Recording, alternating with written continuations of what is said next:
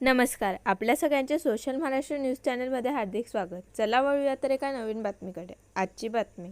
धुळे जिल्ह्याला विकासाच्या बाबतीत मागे का ठेवले जात आहे? महाराष्ट्रातील अनेक जिल्ह्यांमध्ये आधुनिक शिवशाही ई बस सेवा दिमाखात धावत असताना धुळे जिल्हा मात्र या सुविधेपासून वंचित का, असा थेट सवाल करत अखिल भारतीय वाणी समाज प्रबोधन संस्थेच्या धुळे शाखेने शहरातून ई वातानुकूलित बस सेवा सुरू करण्याची जोरदार मागणी केली आहे.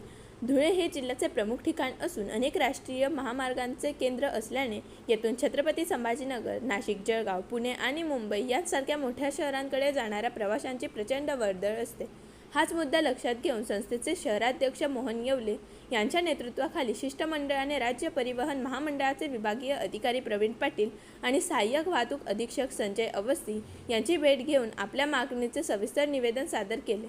या वातानुकूलित ई बस सेवामुळे केवळ प्रवाशांना आरामदायी आणि सुरक्षित प्रवास मिळणार नाही, तर धुळे आगाराच्या उत्पन्नातही मोठी भर पडेल. तसेच येथील व्यापारी आणि नोकरदार वर्गाची मोठी सोय होईल, असा विश्वास संस्थेच्या पदाधिकाऱ्यांनी व्यक्त केला आहे. मी मोहन येवले, अध्यक्ष, प्रबोधन संस्था, धुळे शहर. आज आम्ही महाराष्ट्र राज्य महामंडळाकडे, परिवहन महामंडळाकडे ई बस वातानुकूलितसाठी निवेदन देण्यासाठी या ठिकाणी आलो होतो. या ठिकाणी आम्ही विभागीय नियंत्रक प्रवीण पाटील सर यांच्याकडे आज आम्ही आमच्या संस्थेचं निवेदन सादर केलं आणि त्यामध्ये आम्ही अशी मागणी केली की धुळे शहरातून ही बस सेवा तात्काळ सुरू करण्यात यावी. नाशिक, पुणे, संभाजीनगर, औरंगाबाद, मुंबई आणि पुणे या ठिकाणी ही सेवा तात्काळ सुरू करावी.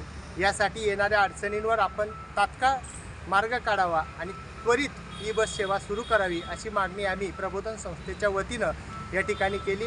या ठिकाणी आमच्या प्रबोधन संस्थेचे सर्व सन्माननीय सदस्य गजूभाऊ कोतकर, घनश्याम देव, प्रवीण बापू येवले, योगेश वाणी, भटू अमृतकर, रवींद्र सागर लाड, मोहन कोठावदे, एच वाणी सर, प्रवीण बापू येवले, भाऊ नारायण येवले, नंतर सुभाषजी येवले आणि नामदेवराव येवले हे सर्वजण या ठिकाणी निवेदन देण्यासाठी उपस्थित होते.